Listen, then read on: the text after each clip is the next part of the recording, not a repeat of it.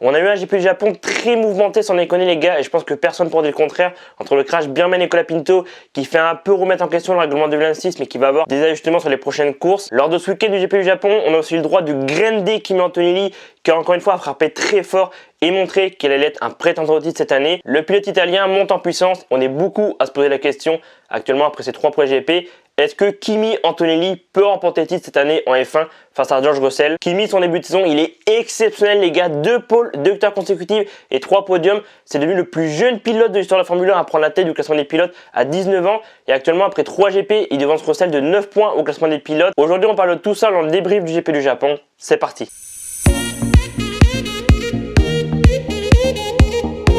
Le vainqueur du Grand Prix du Japon, c'est donc Antonelli devant Piastri et Leclerc.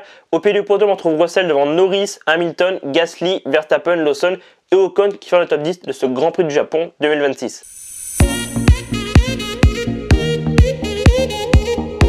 Birman et Colapinto, c'est clairement le fait marquant, je pense, de ce week-end GP du Japon. Le gros crash entre Birman et Colapinto qui, voilà, plus de peur que de mal, ça aurait pu être pire que ça. Je vais en parler dans quelques secondes. Moi, j'ai juste un mot à dire par rapport à ce crash de Birman et Colapinto. Je trouve ça juste inadmissible quand j'ai mis en miniature. Je comprends pas qu'une voiture roule 50 km en moins vite que le pilote derrière. Là, les gars, Colapinto recharge sa batterie. Du coup, bah, voilà, Birman avait sa batterie pleine. Il arrive sur Spoon à pleine vitesse. Il vire à gauche en dehors de la piste et sans adhérence dans l'herbe, il perd le contrôle de la Haas.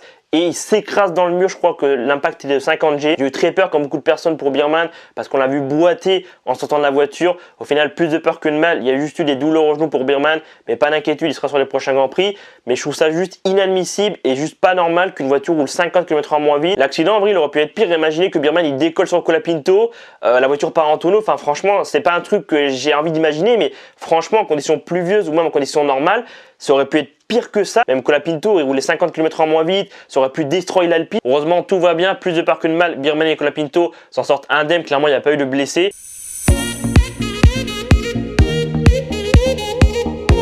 Ce nouveau règlement, en vrai, je pense qu'il n'est pas non plus à jeter parce qu'il y a quand même de belles choses. On voit clairement qu'en course, clairement, il y a plus de facilité à dépasser. Mais les gars, comme on dit tous, ces dépassements, ils sont artificiels. Et c'est vrai qu'on a perdu un peu ce truc de pilotage pur où c'est le pilote qui, clairement, allait aux limites de la voiture. On le voit aussi en qualification. Il y a beaucoup de pilotes, clairement, qui se plaignent que en attaquant sur les derniers mètres, clairement, ils perdent parce qu'ils n'ont plus de batterie. Et c'est pas vraiment ce qu'on voit en qualification. Donc j'espère que les changements qui vont avoir lieu sur les prochains Grands Prix, clairement, on va arriver à revenir un peu à ce qu'on avait par le passé. Moi, comme beaucoup de personnes, je suis parti de l'ancienne école, clairement, qui a vécu plusieurs réglementations, qui a vécu l'époque des V10, des V8 et tout. Et du coup, de voir clairement un truc de gestion d'énergie où clairement le pilote, il est un peu passager, c'est plus vraiment du pilotage pur, j'avoue que ça fait un peu bizarre. L'électrique, je sais que ça fait des années qu'il est en Formule 1, mais j'ai l'impression qu'il prend de plus en plus de place. Et je sais clairement que la F1 veut clairement atteindre la neutralité carbone d'ici 2030, mais j'ai pas envie que la Formule 1 devienne clairement une Formule I 2.0. Il faudrait pas que dans l'avenir, le côté électrique prenne vraiment toute la place au niveau du moteur, parce que là, pour moi, ça serait vraiment de la Formule 1. J'ai pas envie de voir un truc en Formule 1 en mode Mario Kart ou Fast and Furious avec une sorte de nitro de boost, tu vois. Enfin voilà, nitro boost, je dis ça en rigolant, mais c'est un peu le système, tu vois, en rigolant quand on y pense. Les temps changent, on évolue et apporter du changement, c'est bien de temps en temps. Il faut clairement faire des changements de temps en temps. Et la Formule 1, ça a toujours été comme ça. On a toujours essayé clairement des nouvelles choses. Il y a toujours eu des nouveaux règlements, des nouvelles réglementations. Et j'ai pas envie que la Formule 1, d'ici, je sais pas, 5 à 10 ans, on ait vraiment un moteur 100% électrique parce que pour moi, je comprendrais pas l'intérêt d'avoir 2 championnats électriques. On a déjà les gars un championnat électrique. On a la Formule I qui a débuté, je crois, en 2014, quelque chose comme ça. J'ai rien contre la Formule I, il en faut pour tout le monde, mais moi, perso, ça m'intéresse pas du tout. Il y a peut-être des personnes qui, ont vécu les années 80-90 de la Formule 1 avec, clairement Senna, Prost et tout. Et peut-être qu'ils se disent, c'est clairement très bizarre d'avoir un truc de gestion d'énergie. Et clairement, moi, j'ai pas vécu les années 80, 90 et tout. J'ai plus vécu à partir, de l'époque Alonso, Hamilton, Vettel.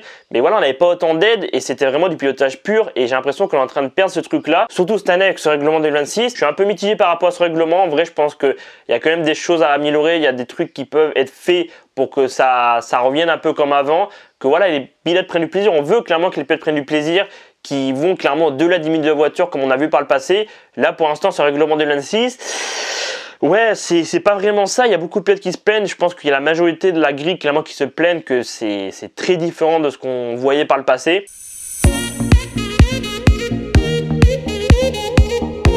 Cette réglementation 2026, en vrai, je trouve que c'est un peu un échec parce que là, avec les ajustements qui ont été annoncés pour Miami les prochaines courses, c'est un peu en mode annoncer que le règlement qui a été mis en place cette année, qui est clairement travaillé depuis des années, c'est un peu un échec parce qu'ils ont voulu faire un truc 50% thermique, 50% électrique, et clairement ils ont vu que c'était quand même hyper dangereux vu ce qui s'est passé au Japon, et peut-être qu'on aurait pu le voir plus tard aussi, mais voilà, je trouve que d'apporter des ajustements c'est bien parce que des fois on peut se tromper sur certaines choses, mais je trouve que là on revient un peu en arrière en mode les gars, ce qu'on a fait c'est pas terrible parce que là du coup on va plus être dans un truc thermique par rapport à l'électrique. Là on est en train de revenir en arrière, donc clairement ils sont en train de s'apercevoir que ils se sont trompés par rapport à ce qu'ils voulaient faire. Faut laisser encore un peu de temps à ce règlement 2026. Ouais, c'est vrai que les 3 points Grand Prix on a quand même de belles choses, mais c'est vrai qu'il y a beaucoup de choses qui plaisent pas aux pilotes, que ils peuvent pas vraiment attaquer. J'espère qu'en vrai les changements qui vont avoir lieu sur les prochains Grands Prix, ça va un peu changer clairement ce qu'on a vu, parce que de voir 50 km/h de différence entre une voiture et une autre, c'est pas normal.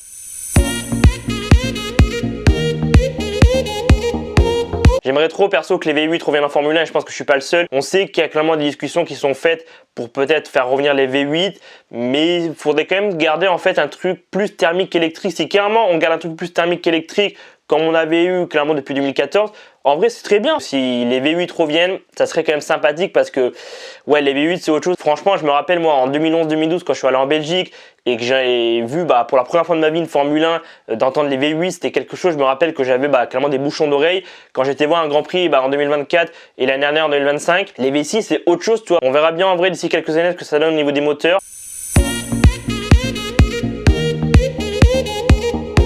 Est-ce que Kimi Antonelli peut remporter le titre cette année face à Russell? En vrai, je pense que c'est très dur à dire les gars parce qu'on est que sur les 3 premiers Grands Prix. Certes, c'est vrai que Antonelli est clairement devant Russell au championnat. Il a l'air d'avoir plus de facilité que Russell. Russell est un peu en difficulté. Pour l'instant, Antonelli, comme je dis, a 9 points d'avance sur Russell. Mais je pense qu'il ne faut pas oublier que Antonelli, c'est encore un débutant entre parenthèses. Il a que 19 ans. Là, il y a un peu plus de pression, de stress clairement qui vont s'ajouter à sa seconde campagne parce qu'il est clairement en tête du classement des pilotes. Il a remporté 2 victoires consécutives. Il a fait 2 poles. Il a fait 3 podiums depuis le début de saison. Donc c'est clairement l'homme fort de ce début de saison. L'année dernière, on a vu que clairement Mercedes ont tout fait pour clairement le mettre à l'aise. Il y a eu clairement un bon début de saison. Après, il y a eu une période un peu plus difficile. Sur la fin d'année, il est revenu en force. Perso, je m'attendais pas à voir Antonelli aussi exceptionnel en ce début d'année. Je savais que clairement, il allait faire des victoires, des pôles, parce qu'on savait clairement que la Mercedes allait être la meilleure en ce début d'année.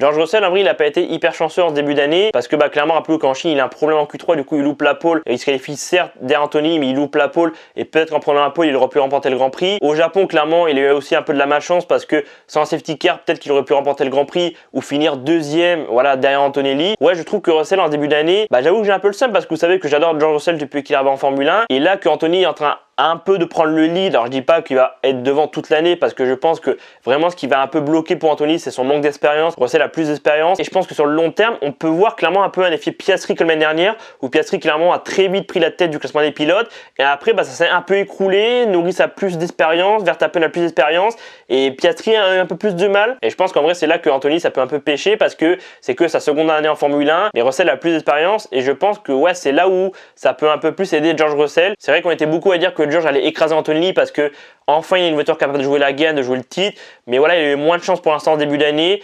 Peut-être qu'à un moment donné, Kimi aura moins de chance et George clairement creusera l'écart au championnat ou je sais pas, derrière Ferrari, McLaren s'ils reviennent ou voire même Red Bull ou d'autres surprises, clairement peut-être que ça pourrait empêcher Russell de marquer trop de points et prendre trop de points d'avance sur Antonelli. En vrai, je pense que la saison est encore très longue. Les gars, on n'a eu que 3 Grands Prix. Il reste encore 19 Grands Prix, voire même 20 si le Grand Prix d'Arabie Saoudite est remis en fin d'année au calendrier. Je pense qu'en vrai, George et Kimi ont tout pour réussir, mais chaque point est important. Franchement, il faut qu'ils prennent le plus de points possible parce qu'en fin d'année, ça peut compter. Donc je pense que George et Kimi, ils peuvent clairement acheter le titre, mais il y a beaucoup d'éléments à prendre en compte. Ferrari, McLaren, Red Bull qui peuvent clairement revenir plus proche de Mercedes. L'année dernière, j'avais dit la même chose entre Norris et Piastri. J'avais dit que clairement Lando Oscar, peut-être que c'était leur seule chance de remporter un titre. Et au final, c'est vrai que j'ai eu un peu raison parce que pour l'instant cette année, McLaren sont clairement derrière Mercedes et Ferrari. Ils sont un peu devant Red Bull, mais ils sont clairement pas les meilleurs par rapport à l'année dernière et par rapport aux années précédentes. Pour moi, la réponse à la question est-ce que Kimi peut remporter le titre cette année face à Russell, je pense que la réponse est oui, mais il y a beaucoup d'éléments à prendre en compte. Il va y avoir clairement toute la pression du fait qu'ils sont en tête du championnat, qu'ils jouent le titre. Derrière, il y a Ferrari, il y a McLaren, il y a Red Bull, il y a aussi d'autres écuries qui peuvent venir s'intercaler. Et je pense que même s'il ne remporte pas le titre cette année en Formule 1, je pense qu'il aura encore d'autres opportunités c'est un pilote qui est très talentueux et je pense que c'est qu'une question de temps avant qu'il remporte un titre en Formule 1. Dites-moi en commentaire, vous, est-ce que vous pensez que Kimi Antonelli peut remporter le titre face à Russell dès sa seconde campagne en Formule 1?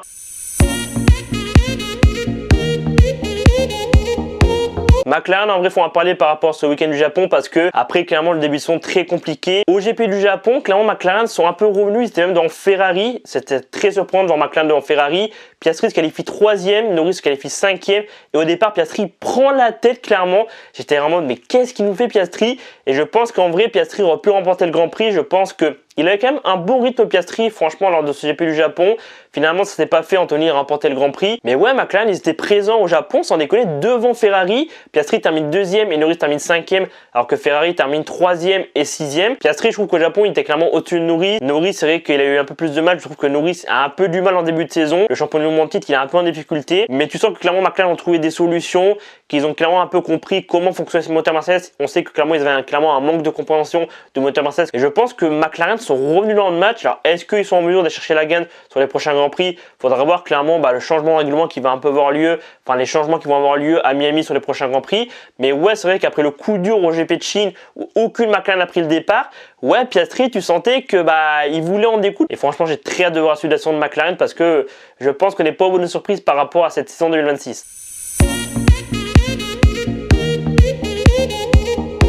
Au niveau du classement des pilotes, après ce Grand Prix du Japon, Anthony donc en tête du championnat avec 72 points, 9 points d'avance sur Russell qui a 63 points. Troisième, on a Leclerc 49 points, Hamilton 41 points, Norris 25 points, Piastri 21 points, Birman 17 points, Gasly 15 points, Verstappen 12 points et Lawson qui fait le top 10 avec 10 points. Chez les constructeurs, après ce Grand Prix du Japon, Mercedes est toujours en tête avec 135 points. Derrière, on a Ferrari 90 points, McLaren 46, Haas 18, Alpine 16, Red Bull 16, Racing Bulls 14, Audi 2, Williams 2 et Cadillac et Aston Martin qui sont derniers au classement avec toujours 0 points au compteur.